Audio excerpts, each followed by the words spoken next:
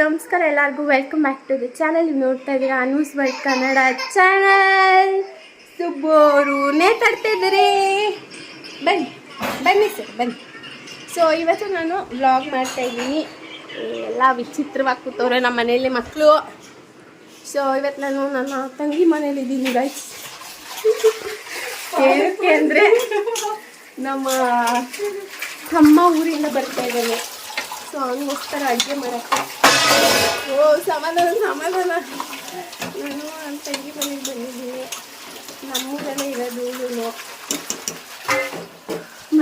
ಸಾಯಂಕಾಲ ಬಂದಿದ್ದು 4 ಗಂಟೆಗೆ, ಇನ್ನೂ ಅಡುಗೆನೇ ಆಗಿಲ್ಲ. ಸೊ ನೋಡಿ ಫ್ರೆಂಡ್ಸ್, ಬಿರಿಯಾನಿ ಮಾಡಿದ್ದೀವಿ. ನಾನೇ ಮಾಡಿದ್ದು, ಅವಳಲ್ಲ. ಯಾರೇ ಮಾಡಿದ್ದು? ಯಾರೇ ಮಾಡಿದ್ದು? ಇಲ್ಲಿ ಚಿಕ್ಕ ಬರಲ್ಲ.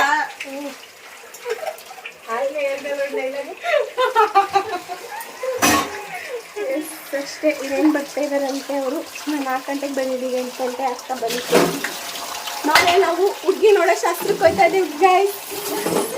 ಅದಕ್ಕೆ ಇವತ್ತು ನನ್ನ ತಮ್ಮಕ್ಕ ಒಬ್ಬನೇ ಬರ್ತಾ ಇರೋದು ಮಾಡಿ ಪ್ಲಸ್ ಹಿಮ್ ಮದುವೆ ಆಗಲಿ ಬೇಗ ಅಂತ. ಲೇ ಭೂಮಿ,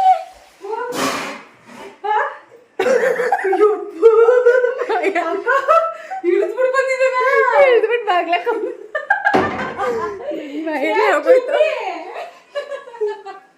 ನೋಡಿ ಫ್ರೆಂಡ್ಸ್, ನನ್ನ ತಂಗಿ ಮಕ್ಕಳು ಬರ್ದಿರೋ ಚಿತ್ತಾರ. ಒಂದು ಗೋಡೆನೂ ಖಾಲಿಲ್ಲ. ಸೊ ಎಸ್, ಬಂದರು ಅನಿಸುತ್ತೆ ಗೈಸ್. ಇಲ್ಲ, ಇನ್ನೂ ಬಂದಿಲ್ಲ. ಸೊ ಬಂದಮೇಲೆ ಇಲ್ಲೇ ಊಟ ಮಾಡ್ಕೊಂಡು ನಮ್ಮನೆ ಇಲ್ಲಿಗೆ ಕಾಣುತ್ತೆ. ಸೊ ನಮ್ಮನೆಯಲ್ಲೇ ಮಾಡ್ಬೋದಾಗಿತ್ತು, ಬಟ್ ಇವಾಗ ಸ್ವಲ್ಪ ಚೇಂಜ್ ಇರಲಿ ಅಂತ ಇಲ್ಲಿ ಮಾಡ್ದು. ಅಲ್ಲೇನೆ ಭೂಮಿ? ಸೊ ಫಾರ್ ಅ ಚೇಂಜ್ ಇವತ್ತು ಇಲ್ಲಿ ಮಾಡಿದ್ವಿ. ಮತ್ತು ನಮ್ಮ ಮನೆಗೆ ಹೋಗ್ತೀವಿ ನನ್ನ ತಮ್ಮನ ಕರ್ಕೊಂಡು. ಬೆಳಗ್ಗೆ ಬೇಗ ರೆಡಿ ಆಗಬೇಕು, ಜಾಸ್ತಿ ಟೈಮ್ ಇಲ್ಲ. ಅದಕ್ಕೆ ಈಗಲೇ ಅಡುಗೆ ಮಾಡ್ಕೊಂಡ್ರೆ ನಾಳೆ ಮದುವೆಗೆ ಹೋಗ್ಬೇಕಲ್ಲ ನಾವು. ನಮ್ಮ ಸೋದ್ರ ಮಾವನ ಮುದ್ದು ಮಗ ಒಂದು ಮದುವೆಗೆ ಹೋಗಬೇಕು. ಸೊ ಅದಕ್ಕೆ ನಾವು ಎಲ್ಲ ಈಗಲೇ ಪ್ರಿಪೇರ್ ಮಾಡ್ಕೋಬೇಕು. ಆ್ಯಕ್ಚುಲಿ ನಾನು ಇವತ್ತು ಹೋಗ್ಬೇಕಾಗಿತ್ತು. ಸೊ ಈ ಒಂದು ರೀಸನಿಂದ ನಾಳೆ ಹೋಗ್ತಾಯಿದ್ದೀನಿ. ನಾಳೆ ಇವಳು ಬರ್ತಾಳೆ ಮದುವೆಗೆ. ಎಲ್ಲ ತೋರಿಸಿ ನಿಮ್ಮ ಜೊತೆ. ಮದುವೆದು ವ್ಲಾಗ್ ಮಾಡಬೇಕಂತ ಅಂದ್ಕೊಂಡಿದ್ದೆ, ಬಟ್ ಆಗಲಿಲ್ಲ ಬಿಕಾಸ್ ಆಫ್ ಭೂಮಿಕಾ. ಇವಳಿಂದಾನೇ ಮದುವೆಗೆ ಹೋಗಕ್ಕಾಗಲ್ಲ. ಇವತ್ತೇ ರೆಡಿ ಆಗಿದ್ರು, ನಾನೇ ಮುಗಿಸ್ಕೊಂಡಿದ್ದೀನಿ. ನಾನು ನಿಧಾನಕ್ಕೆ ವೈನ್ ನೋಡಿಕೊಂಡು ಅಂತ. ಸೊ ಅಷ್ಟೇ ಫ್ರೆಂಡ್ಸ್. ನೆಕ್ಸ್ಟು ನಾನು ಅಮ್ಮ ಬಂದಮೇಲೆ ವ್ಲಾಗ್ ಕಂಟಿನ್ಯೂ ಮಾಡ್ತೀನಿ. ಸೊ ಫ್ರೆಂಡ್ಸ್, ನಾನು ರೀಸೆಂಟಾಗಿ ಇಂಡಸ್ ವ್ಯಾಲಿ ಕಡೆಯಿಂದ ಒಂದು ಕುಕ್ವೇರ್ ತರಿಸಿದ್ದೆ. ಸೊ ಅದನ್ನು ರಿವ್ಯೂ ಮಾಡೋಣ ಅಂತ ಹೇಳಿ ಅನ್ಬಾಕ್ಸ್ ಮಾಡ್ತಾ ಇದ್ದೀನಿ. ಸೊ ಎಲ್ಲರಿಗೂ ಗೊತ್ತಿರೋ ಹಾಗೆ ನಾನ್ ಸ್ಟಿಕ್ ಪ್ಯಾನ್ಗಳು ಅದೆಲ್ಲ ಯೂಸ್ ಮಾಡೋದು ಇವಾಗ ಸ್ವಲ್ಪ ಆರೋಗ್ಯಕ್ಕೆ ಒಳ್ಳೆಯದಲ್ಲ ಅಂತ ಹೇಳ್ತಾರೆ. ಸೊ ಅದಕ್ಕಾಗಿ ನಾನು ನನ್ನ ಕಿಚನ್ ಕುಕ್ವೇರ್ಗಳನ್ನ ರೀಪ್ಲೇಸ್ ಮಾಡ್ತಾ ಇದ್ದೀನಿ ಅಂತಲೇ ಹೇಳ್ಬೋದು. ಸೊ ಈಗ ಆಲ್ರೆಡಿ ನಾನು ಇಂಡಸ್ ವ್ಯಾಲಿ ಕಡೆಯದು ಒಂದು ಪ್ಯಾನ್ನ ಯೂಸ್ ಮಾಡ್ತಾ ಇದ್ದೀನಿ. ಅದು ಒಳ್ಳೆ ಏನಂತಾರೆ ಫೀಡ್ಬ್ಯಾಕ್ ಇದೆ ನನ್ನ ಕಡೆಯಿಂದ. ಸೊ ಅದಕ್ಕಾಗಿ ನಾನು ಮತ್ತೆ ಇನ್ನೊಂದು ಪ್ಯಾನ್ನ ತರಿಸ್ಕೊಂಡಿದ್ದೀನಿ. ಸೇಮ್ ಬರುತ್ತೆ, ಬಟ್ ಸ್ವಲ್ಪ ಡಿಫ್ರೆನ್ಸ್ ಇರುತ್ತೆ. ಸೊ ಅದರ ರೆಸಿಪಿ ಕೂಡ ಮಾಡಿ ನೋಡೋಣ. ಹಾಗೆಯೇ ಹೇಗಿದೆ ಅನ್ನೋದನ್ನು ಕೂಡ ನಾನು ನಿಮ್ಮ ಜೊತೆ ಶೇರ್ ಮಾಡ್ತೀನಿ. ಸೊ ನನಗೆ ಆಲ್ರೆಡಿ ಓಪನ್ ಮಾಡಿದ್ದೀನಿ.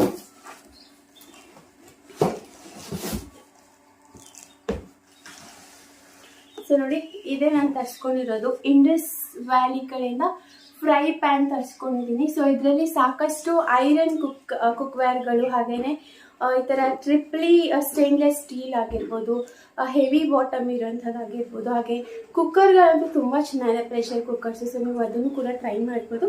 ಸೊ ನಾನಿವತ್ತು ಇದನ್ನು ತರಿಸ್ಕೊಂಡಿದ್ದೀನಿ.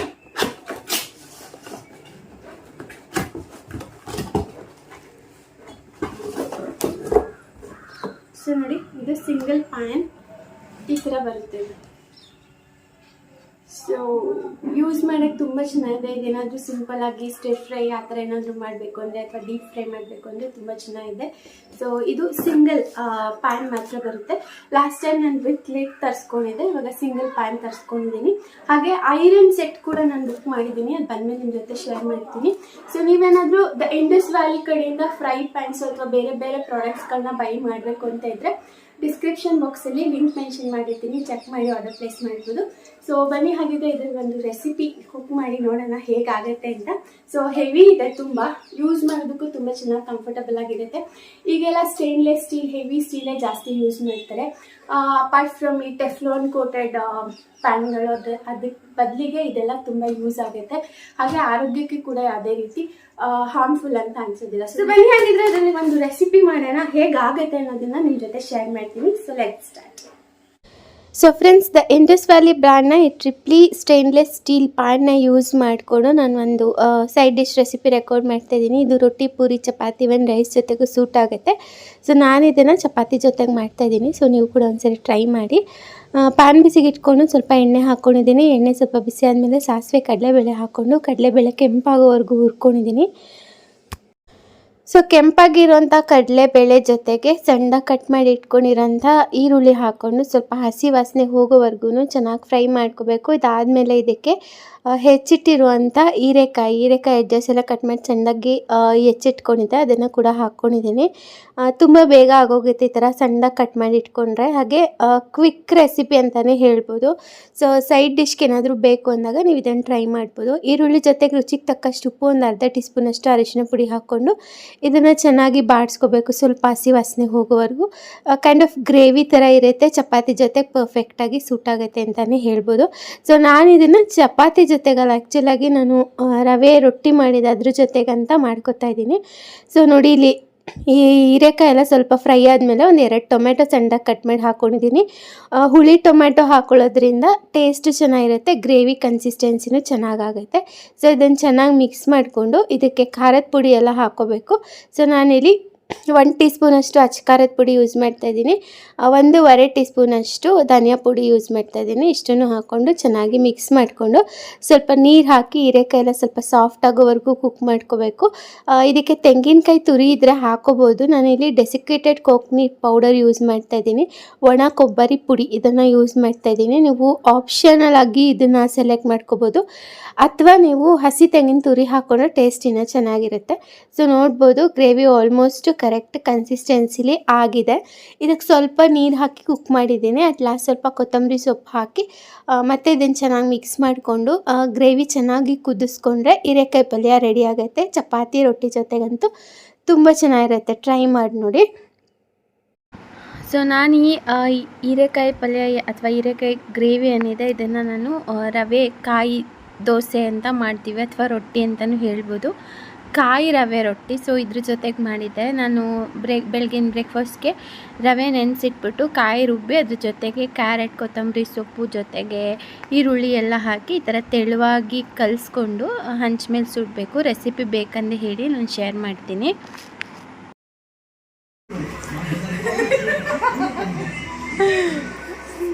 ಆಗದೆ ತಡ ತಟ್ಟೆಗೆ ನೋಡ್ಬಿಟ್ಟು ನೋಡಿ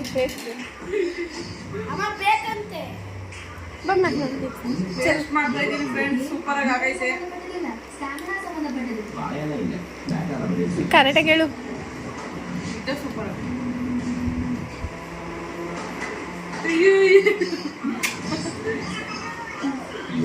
ಶುಭ ಸೂಪರ್ ಹೇಳು. ಶುಭ ಎಷ್ಟು ಚೆನ್ನಾಯ್ತು ಅಷ್ಟು. ಇವಳನ್ನ ಮಾತ್ರ ತೋರ್ಸೋದಿಲ್ಲ, ಇವಳನ್ನ ತೋರ್ಸಿದ್ರು ಲಾಗಲ್ಲೇ ಎದುರ್ಕೊಂಡ್ಬಿಡ್ತಾರೆ.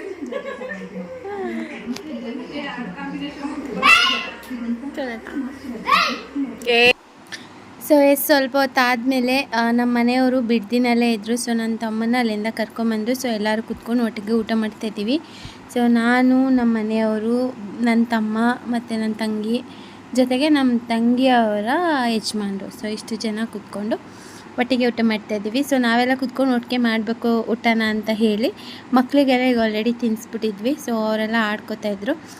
ನಾವು ಕೂತ್ಕೊಂಡು ಒಂದಷ್ಟು ಮೆಮೊರೀಸ್ ಎಲ್ಲ ಶೇರ್ ಮಾಡಿಕೊಂಡು, ಮತ್ತು ಅಂದರೆ ಲಾಂಗ್ ಡಿಸ್ಟೆನ್ಸ್ ಇರೋದ್ರಿಂದ ಒಂದಷ್ಟು ಮಾತುಕತೆ ಇರುತ್ತಲ್ಲ, ಸೊ ಆ ಥರ ಮಾತಾಡಿಕೊಂಡು ಎಲ್ಲ ಒಟ್ಟಿಗೆ ಕೂತ್ಕೊಂಡು ಊಟ ಮಾಡ್ತಾಯಿದ್ವಿ. ಸೊ ನಮ್ಮ ತಂಗಿಯವರ ಹಸ್ಬೆಂಡ್ ಬಂದು ನಮ್ಮ ಅತ್ತೆ ರಿಲೇಟಿವ್, ಅಂದರೆ ನಮ್ಮ ಅತ್ತೆಗೆ ಬ್ರದರ್ ಆಗಬೇಕು. ಸೊ ಆ ಥರ.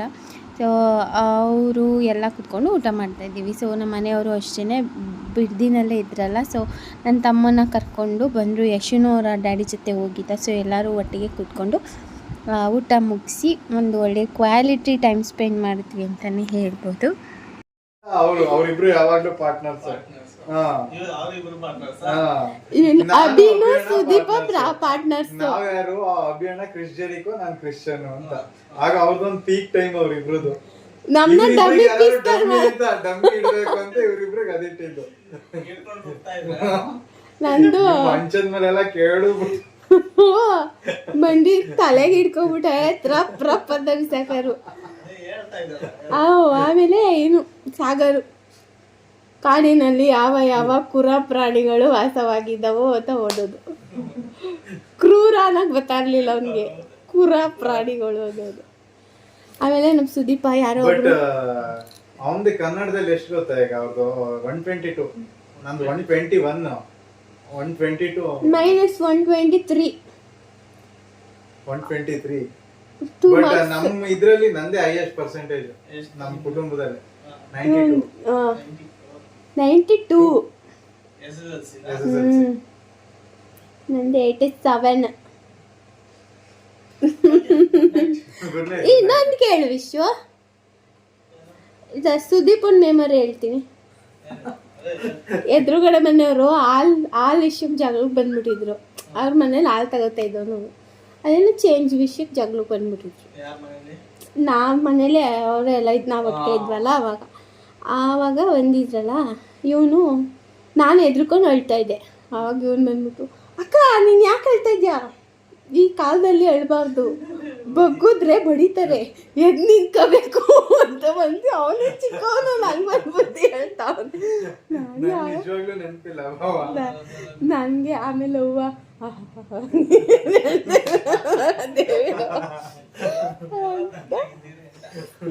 ಅಂದ.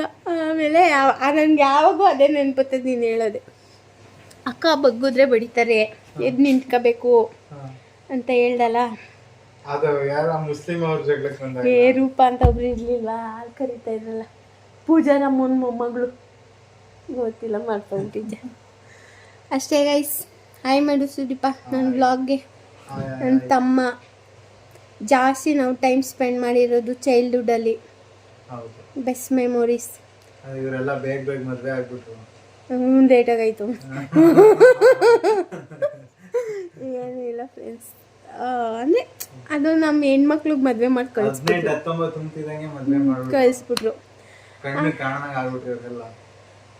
ಅವಾಗ ಅಕ್ಕ ಅನ್ನೋದೊಂಚೂರು ಪ್ರೀತಿ ಇರಲಿಲ್ಲ. ಏನಂದ್ರೆ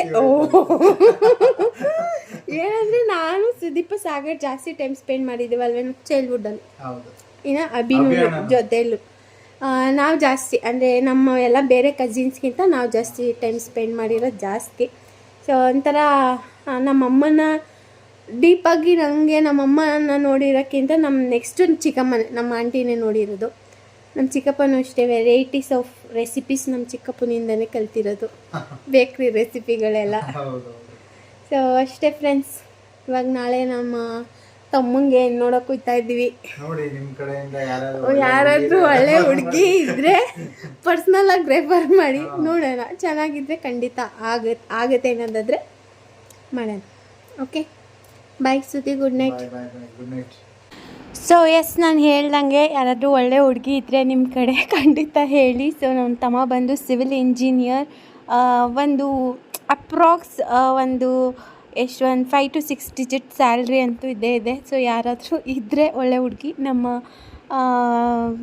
ತಮ್ಮಂಗೆ ಮ್ಯಾಚ್ ಆಗೋ ಥರ ಖಂಡಿತ ಪ್ಲೀಸ್ ರೆಫರ್ ಮಾಡಿ ಅಂತ ಹೇಳ್ತೀನಿ. ಆ್ಯಂಡ್ ಎಸ್, ನಾನು ಎಲ್ಲ ರುಟೀನ್ ಮುಗಿಸಿದ ಮೇಲೆ ನೆಕ್ಸ್ಟ್ ಡೇ ನಾವು ಹುಡುಗಿ ನೋಡೋ ಶಾಸ್ತ್ರಕ್ಕೆ ಹೋಗಬೇಕಾಗಿತ್ತು.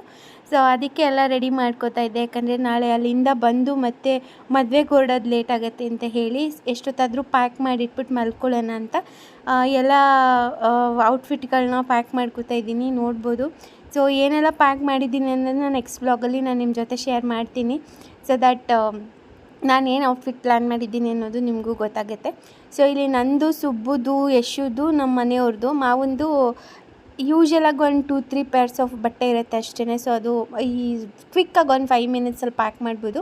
ಬಟ್ ನಾವು ಒಂದು ವೀಕ್ ಇರಬೇಕು ಅಂತ ಅಂದ್ಕೊಂಡೆ ನಾನು ಪ್ಯಾಕ್ ಮಾಡಿದೆ. ಬಟ್ ಅರ್ಜೆಂಟಾಗಿ ನಾನೊಂದು ಕೆಲಸ ಮರ್ತ್ಬಿಟ್ಟು ಹೋಗಿದ್ದರಿಂದ 2 ಡೇಸಲ್ಲಿ ನಾನು ರಿಟರ್ನ್ ಬಂದೆ. ಸೊ ನಿಮ್ಗೆ ನೆಕ್ಸ್ಟ್ ವ್ಲಾಗಲ್ಲಿ ಅದೆಲ್ಲ ಗೊತ್ತಾಗುತ್ತೆ.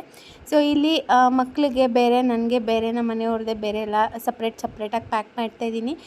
ಎಲ್ಲ ಒಟ್ಟಿಗೆ ಆಗೋದ್ರೆ ಎಲ್ಲ ಆಚೆ ತೆಗೆದು ಎಲ್ಲ ಒಳಗಡೆ ಹಾಕೋದು ಹಂಗಾಗುತ್ತೆ. ನನಗೆ ತುಂಬ ಸರಿ ಎಕ್ಸ್ಪೀರಿಯೆನ್ಸ್ ಆಗೋಗಿದೆ. ಸೊ ಅದಕ್ಕೆ ಆಲ್ವೇಸ್ ಸಪ್ರೇಟ್ ಅವರಿಬ್ರದ್ದು ಸಪ್ರೇಟ್, ನಮ್ಮಿಬ್ರದ್ದು ಸಪ್ರೇಟ್ ಹಂಗೆ ಮಾಡ್ಕೋತೀನಿ. ಸೊ ಮಕ್ಕಳಿಗೆ ಡೈಲಿ ವೇರ್ ಹಾಗೆ ಫಂಕ್ಷನ್ಗೆ ಹಾಕೊಳ್ಳೋದಕ್ಕೆ ಎಲ್ಲ ಥರನೂ ನಾನು ಪ್ಯಾಕ್ ಮಾಡ್ತಾಯಿದ್ದೀನಿ, ನೋಡ್ಬೋದು.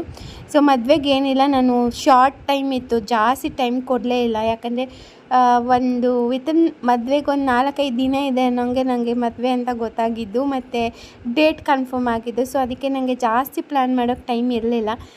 ಹೆಂಗಿತ್ತು ಹಂಗೆ ಔಟ್ಫಿಟ್ ಪ್ಲ್ಯಾನ್ ಮಾಡಿಕೊಂಡೆ, ಮತ್ತು ಏನೆಲ್ಲ ಪ್ರಿಪ್ರೇಷನ್ಸ್ ಬೇಕೋ ಅದನ್ನು ಮಾಡಿಕೊಂಡೆ ಅಷ್ಟೇ.